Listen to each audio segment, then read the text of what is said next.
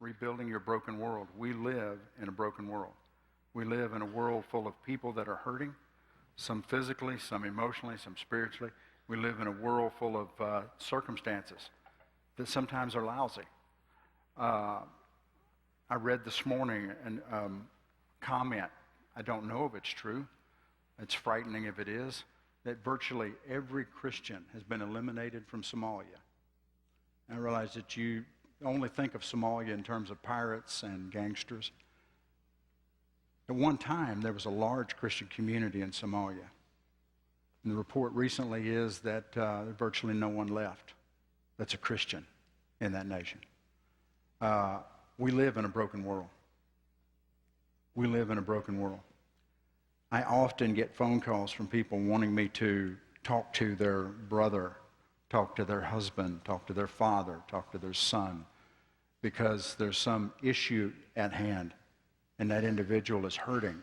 Most often that individual is in some kind of sin and it's devastating the family. We live in a broken world.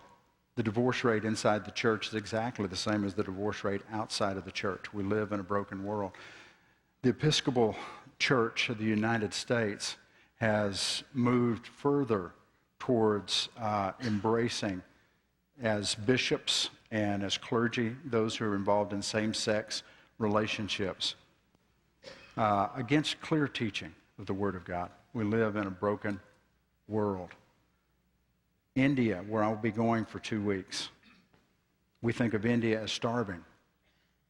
Do you think of India as a huge grain producer? Do you think of India as having an unbelievable number of cattle?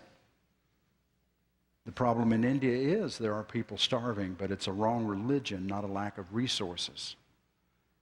Caste system outlawed by the Indian Constitution is still actually alive and well, so they tell me. It's wrong. We live in a broken world. We live in a world that is hurting. Oh, that's outside the United States, though. Really? My world, when I was growing up, was broken, and my world was full of hurting people. Alcoholics, men that fathered children and didn't raise children, men that abandoned families. I come from, on both sides of my family, strong-willed women, very strong-willed women, because the men often were absent, because we live in a broken and a beat-up and a bruised world. One of the problems, perhaps the first problem that we need to deal with as we start into Nehemiah, is the fact that in this broken world, it is easy to become so callous that I ignore the problem. It's easy to become so callous that I don't even realize there is a problem. There was a movie that was not maybe the best movie ever made, The Secret Life of Bees. And it's probably not the whole title. I don't know if you saw that movie. Anybody see that? Secret Life of Bees? Interesting movie. One young lady in the movie, when you first are introduced to her, she is appalled, you think, appalled because a young lady had been beaten. But then as you get to know her, at first you think, she's odd, she's weird, she's strange. And I can't remember her name in the movie. But as the movie goes on, you realize the problem is she feels their pain. When she meets somebody that's hurting, it hurts her. When someone is in pain, she is in pain. She identifies so closely with the pain that it just devastated her. And in the movie, she committed suicide because it just hurt too much. We live in a broken world, but we very seldom wind up like her because we put up walls and shield ourselves from the pain that other people are going through, so it just won't hurt so bad.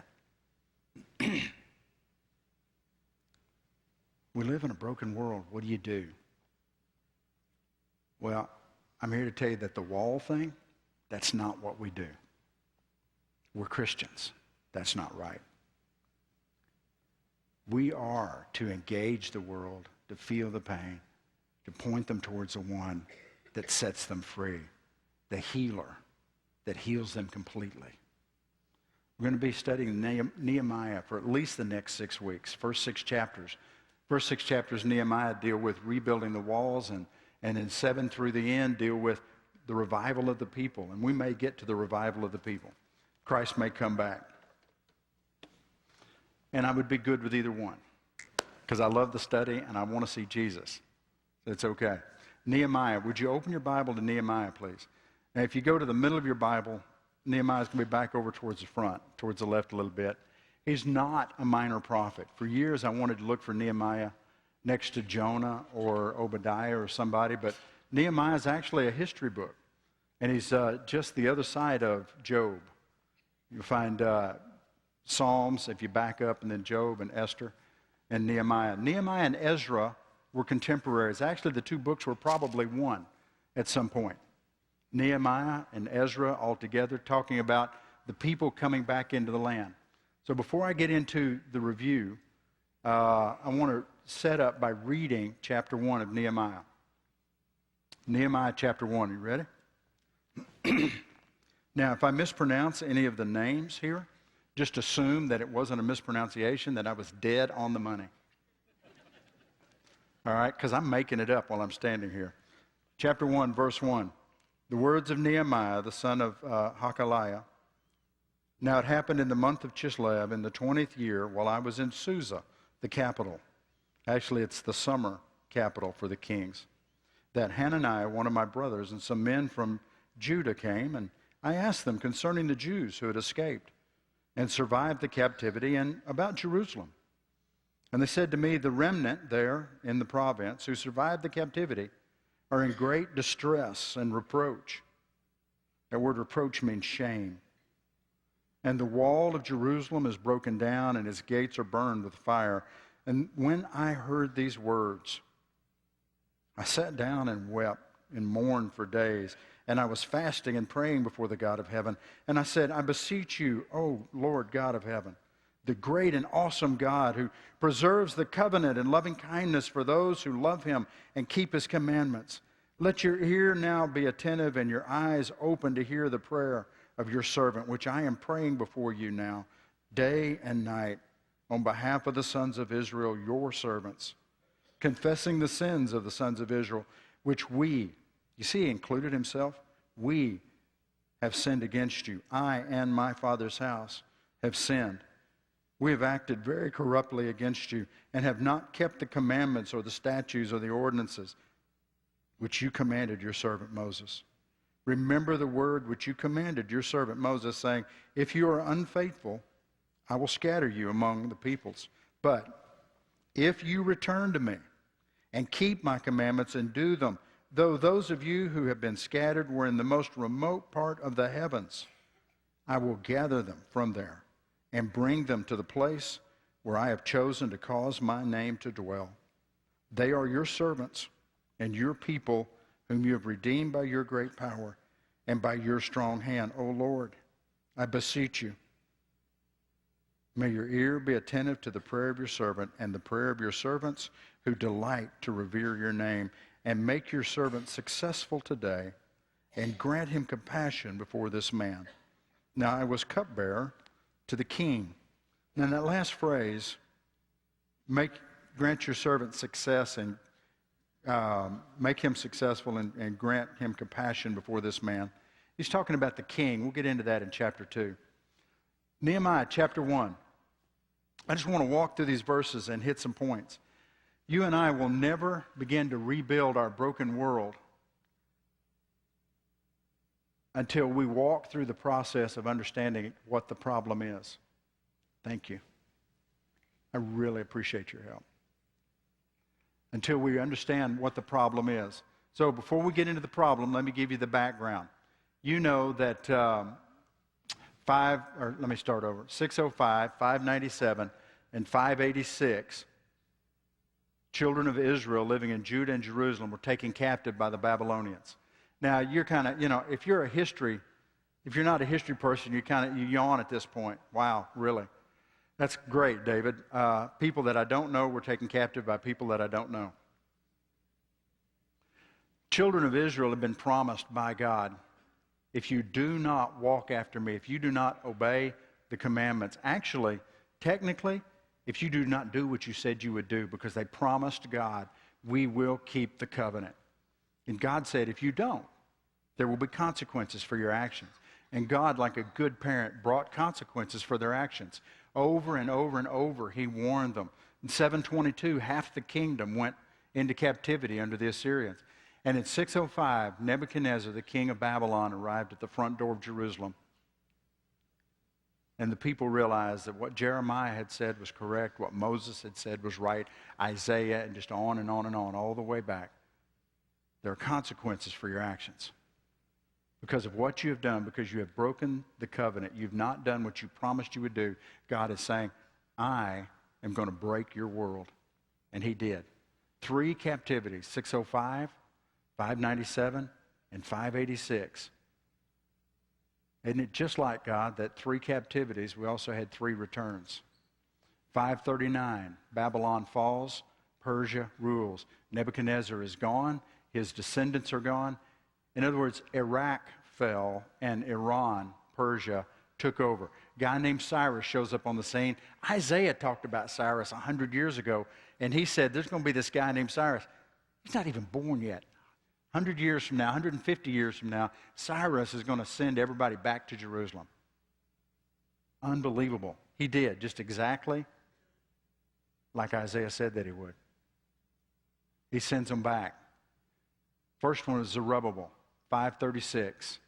The people went back and they began to rebuild the temple. A little bit of a hiccup in the process, but they got back on track and they finished the temple. And then Ezra returns in 458, 458 years before Christ. That's the time frame we're talking. Ezra returns. So there are 2 groups of people back,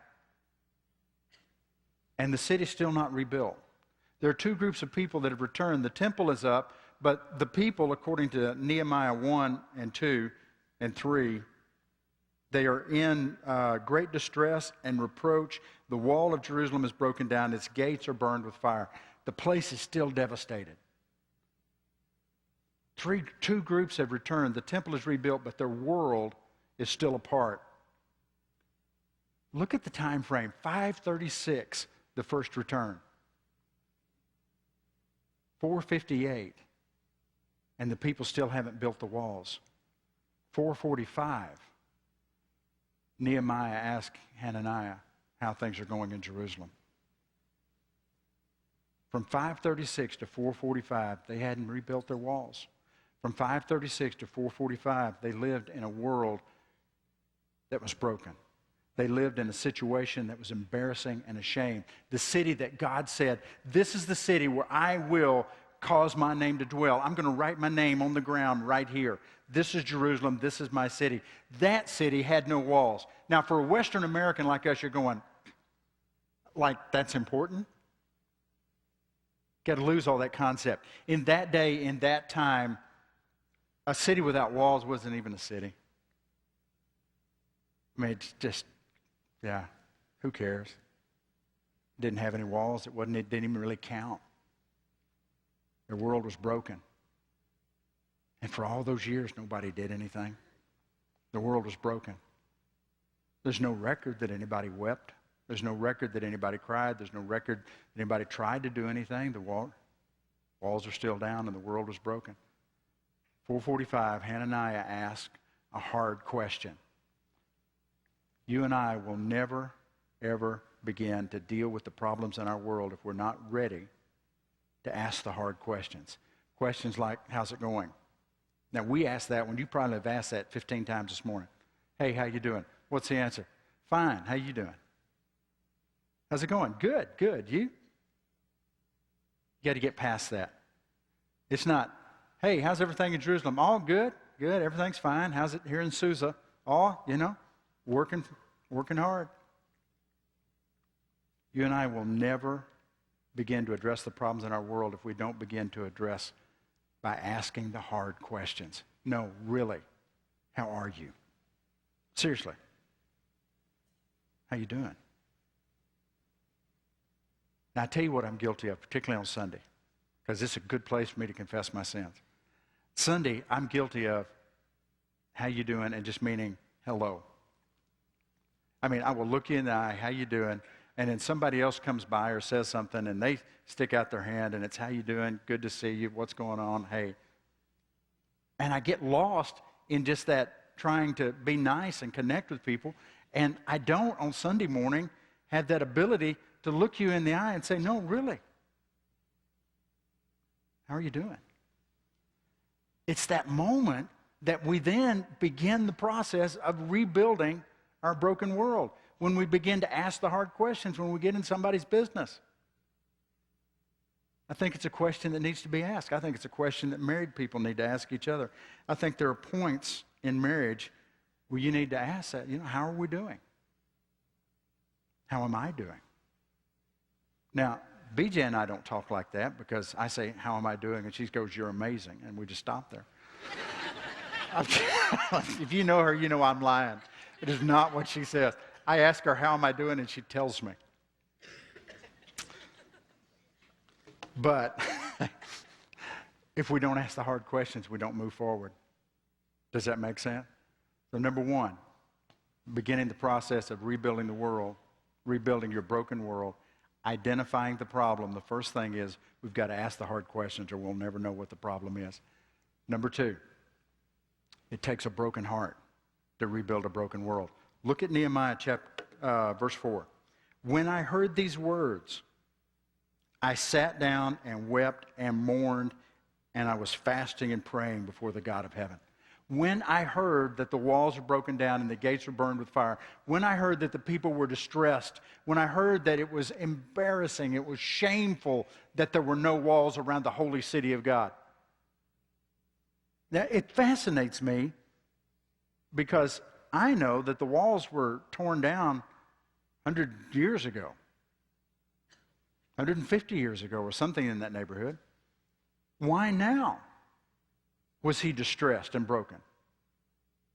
Probably in no point in his lifetime had there been walls around Jerusalem. Now, it's possible, there's a hidden phrase in Ezra chapter 4 that hints that maybe they had begun to rebuild the walls at some point, and the king stepped in and said absolutely not, and the local authorities came in and tore down what they had started. That's possible, but it's not clear. What's clear is the situation had been going on for years, regardless of how you want to interpret that phrase in Ezra. The situation had been the same for years, and when he got the answer that had been the answer for years and years and years, suddenly God did something in his heart, and God broke his heart with the problem. He became a little like that lady in the movie The Secret Life of Bees. Suddenly, he was crushed with the pain of the people. Guys, we have got to reach that point. I will not move forward, and I will not engage. I won't invest. Let me just tell you, David Lawson will not invest the energy and the time to make the change if my heart's not in it and if my heart's not broken by it. If it doesn't grip me right here, it doesn't matter if it gripped me up here. Intellectually, people hurt, people die. Some go to heaven, some don't. It's when it grips my heart that I go, something's got to change. And that's what I'm saying. First step is I must, absolutely must begin to ask the hard questions. How's Jerusalem? Everything's good. No, I'm serious. How you doing?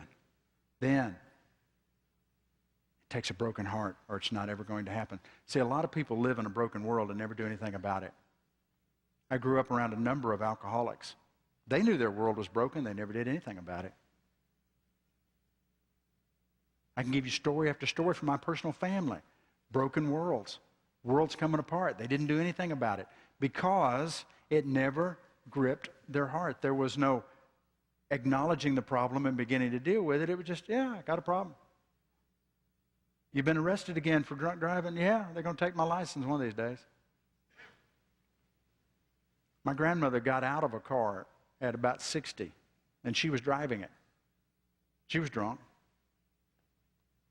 Busted her up really amazingly well. Didn't stop her from drinking. Her world was broken, but she never did anything to fix it. You and I must absolutely reach that point where we're brokenhearted. I'll talk about how to do that later. I just want to lay out the groundwork so that we see what has to happen, and then we'll begin to look at how to make it happen. Let me give you two examples from Scripture, because I didn't want to use that many from my life. Two examples from Scripture, Adam and Eve, Genesis chapter 3. I love the fact that that so many of us talk about a dysfunctional family. When I talk about my family, some people will come up and say, wow, you really had a dysfunctional family. I am personally convinced that after Genesis 3, every family on the earth was dysfunctional. It is not unique to David. It's been this way forever.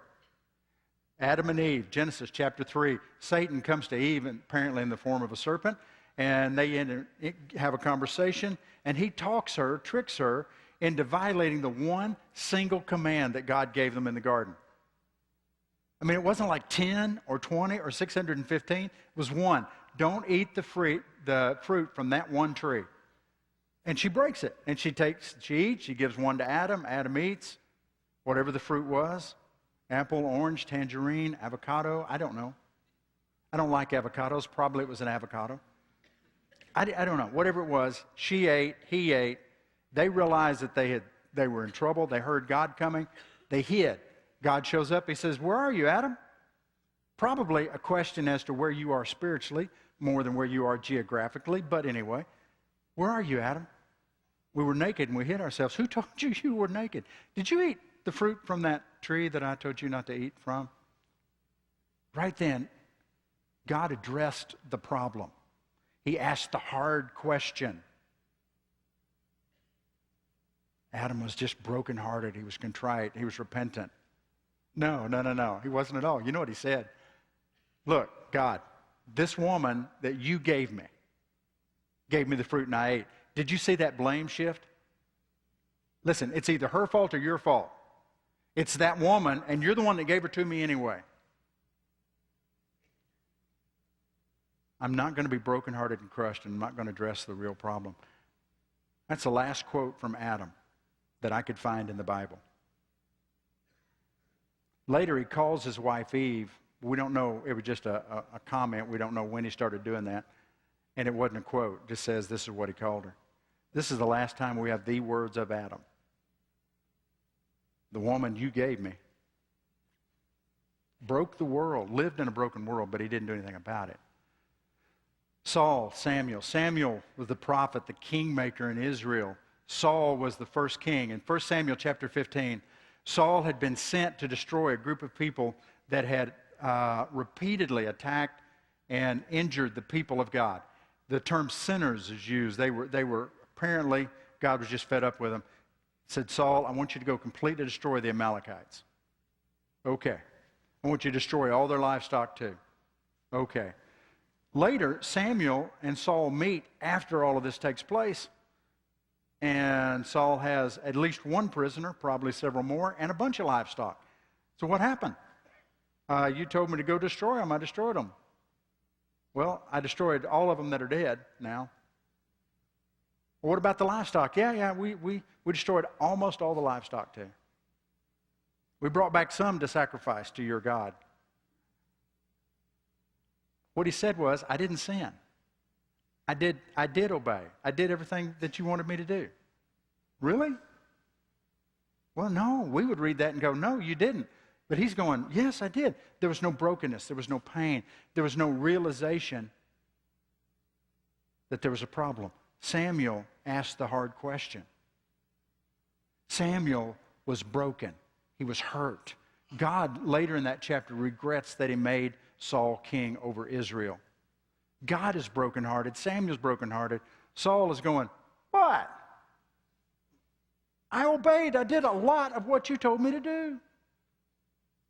His world was broken, and he was unwilling to do anything about it. Number 3, it takes understanding of the problem. It takes backing up and grasping the situation. Now, this is going to sound really, really simple, but you've got to identify the problem. I can't fix it if I don't know what it is. You and I have got to identify the problem. We must identify the problem. Now, the reason that I would throw up there, something so unbelievably simple, is that as a pastor, I found out that we often ignored the really simple things, and we often missed the problem. Let me read this to you. Verse 3. They said to me, the remnant there in the province who survived the captivity are in great distress and reproach, and the wall of Jerusalem is broken down, its gates are burned with fire. When I heard these words, I sat down and wept and mourned for days, and I was fasting and praying before the God of heaven. When I heard these words, what is the problem? Well, the presenting problem is the gates are burned, the walls are broken down, the people are in distress, the city is still completely apart. That's the presenting problem. But hear me, the problem that you're looking at on the surface is not always the problem. It would be like going to a doctor who only treated the symptoms but never dealt with the issue. I'm having a headache every day, doc. It hurts all the time. Well, let me give you some pain meds. How you doing next week? Hey, you know, when I take the pain meds, my head doesn't hurt. Great, then we're good. No. What if there's a tumor? What's causing the pain? The pain is not the problem. The pain is the symptom. I need to find out what the cause is. What is the cause? Look down in verses 6 and 7. Now, verse 4, he's crushed, he's brokenhearted. He begins to pray. Look at his prayer, though, verse 6 and 7.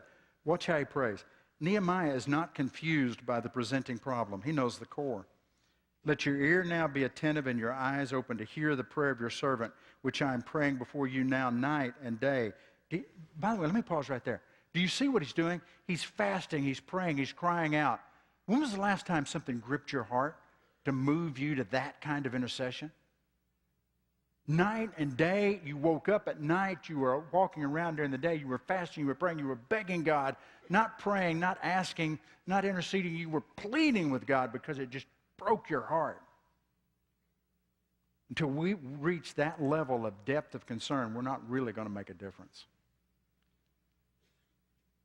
Verse 6, I want you to hear my prayer. He's praying night and day on behalf of the sons of Israel, your servants, confessing the sins. If you mark repeated words in Scripture, it'll often just absolutely open your eyes to what they're talking about. Watch the repeated word. Confessing the sins of the sons of Israel, which we have sinned against you. We have sinned against you. He includes himself. I and my father's house have sinned. 3 times right there. Verse 7. We have acted very corruptly. That's 4. That's a sin. We've acted corruptly against you and have not kept the commandments. Not keeping the commandments is a sin. 1, 2, 3, 4, 5 times. We've not kept the commandments or the statutes or the ordinances which you commanded your servant Moses. Remember the word which you commanded your servant Moses, saying, if you are unfaithful, that's a sin, I will scatter you among the peoples. 6 times in just a few words, the word sin comes up. What do you think he's trying to tell us? I think he's trying to tell us, they've sinned against you, God. Nehemiah understood the core problem. The problem wasn't the walls. He's going to rebuild the walls. We're talking stones, bricks, dirt, mortar.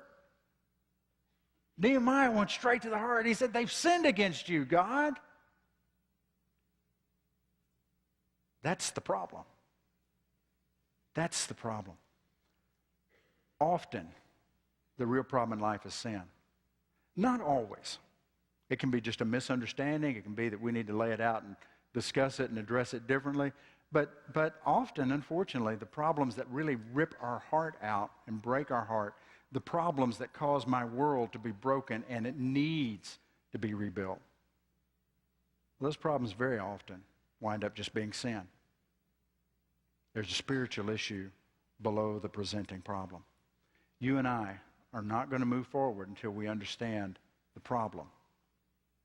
You know, you need to stop when you're having those kinds of things. Say, now what is the real problem? Let me show you this. I will tell you that in my marriage, it is easy to miss the real problem. because I know that my wife can be just terrible to get along with. Unbelievable. Now, you smile, you don't know her. Wow. When I'm walking in sin, she's awful. Let me illustrate with a argument we haven't had in forever, but this is one for young married couples. I picked this one because you just had it last month. Young married couples, particularly with your first child, it's Christmas. The question is, where will we spend Christmas? And the argument is because she doesn't want to spend Christmas with my family who wants to see their first grandchild. That's the problem. First service, couple over on one side, and I won't point, they were elbowing each other. Say, I told you. I tried not to look because I just start laughing. The problem is, David doesn't want to go to my family's house for Christmas. No. The problem is, BJ doesn't understand that my mother needs to see her grandbabies. BJ's not the problem. David's not the problem. Oh, so often we need to isolate the problem from the personality and the people. The problem is Christmas only lasts 24 hours and we have two groups of families that love us and want to be with us. Now, having two groups of people that love you and want to spend time with you should not be the cause of an argument. That's actually a very good thing. If I isolate it and set it aside, then I can work on the actual problem. If it's BJ against David, it's just argument. Don't want to fight with my wife, especially on Saturday or Sunday, because I have to preach on Sunday. I'm so good. I used to, when I was pastoring and preaching all the time, we'd take separate cars on Sunday because I was afraid I'd start a fight. I'd say something I wasn't supposed to say, and then I got to preach and have to confess in front of everybody. Yeah, separate cars. Isolate the problem. Get the problem away from the person and deal with the problem, not David and BJ. Maybe this Christmas we're here, next Christmas we're over there. Maybe Thanksgiving we're at one and Christmas we're at the other. There are options. I've got to begin to understand the problem and deal with the problem. Number 4, I need to confess my part of the problem. I need to confess my part of the problem. Too often I want to blame everybody else. David is not the problem. David walks with God. It's everybody else. I do that in my car when I'm driving. I'm a male, and I realize that the people around me are terrible drivers, awful drivers. They were really good drivers. They'd get out of my way. Anybody? Am I the only guy that does that? Okay, just me. All right. The rest of you are going to feel so guilty later today when you try to get to lunch. David talked about this. I talk out loud to the car in front of me. I keep the windows up so they don't hear me. It drives BJ crazy. What are you doing? I'm explaining the problem to them, honey. They need to get off the road. It's not them, it's David. Hear me. The problem is David's impatient. The problem is David doesn't want to sit in line at the traffic light. The problem is when the light turns green, David wants to go and doesn't want to wait for those 87 people in front of me to get. The problem is David, but David wants to blame the other people. And David is not the only one that falls into that sin pattern, that flesh pattern. We do it in marriage. And it is so easy if you're a man, and I don't know how women think. 32 years of marriage, wife, 2 daughters. Do not know how women think. If you're a man, it is so easy for you to begin to place blame elsewhere. Hear me, brother. You are the head of your household. Spiritually speaking, God is going to hold you accountable. It is your responsibility. You can quit shifting blame and get active in dealing with your family and taking responsibility for your own actions. We want to blame everybody else. Now, having said that, let me illustrate a couple of things that came to mind. One is our country, because I hear that from all us conservatives all the time. We're concerned about our country, rightfully so. There is a problem. Our country's falling apart.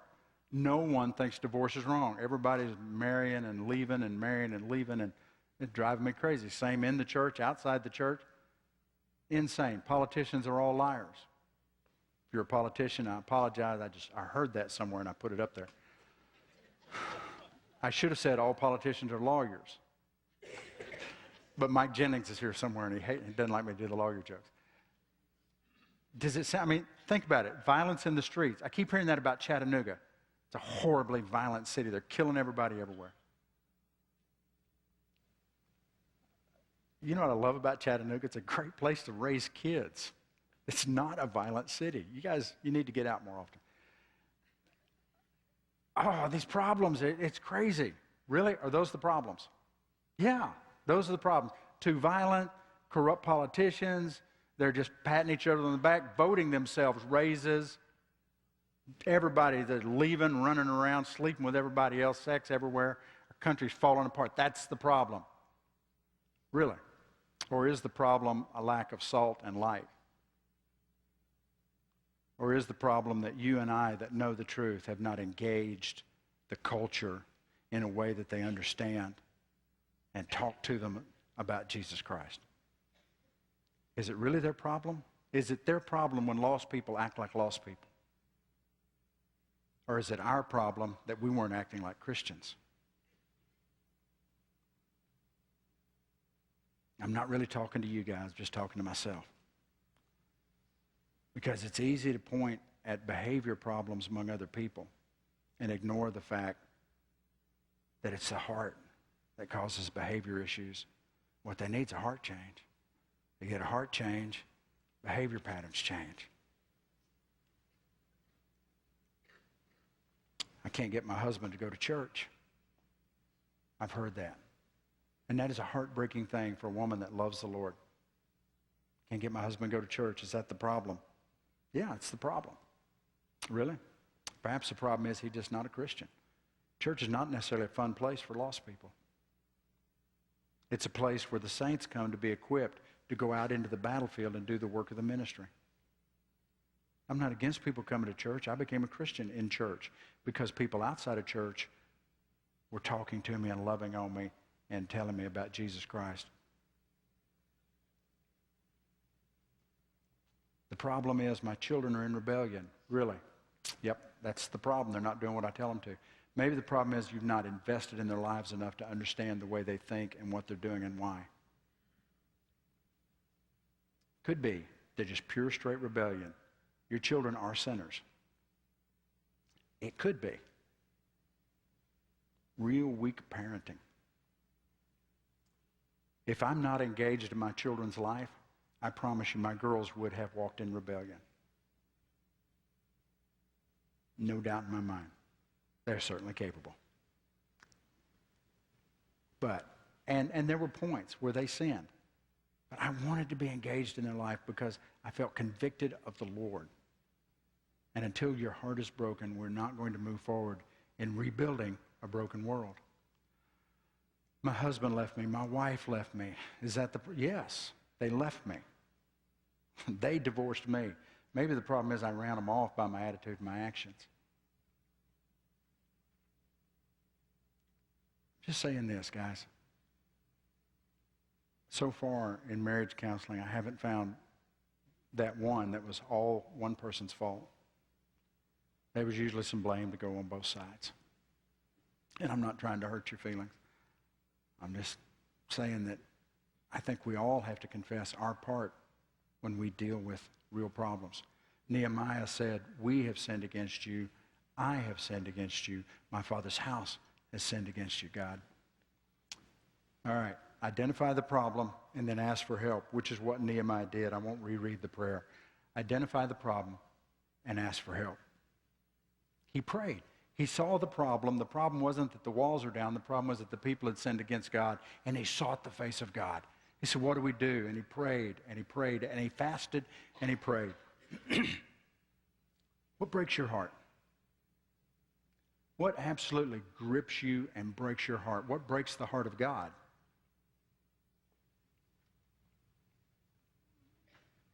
If it breaks God's heart, why doesn't it break our heart?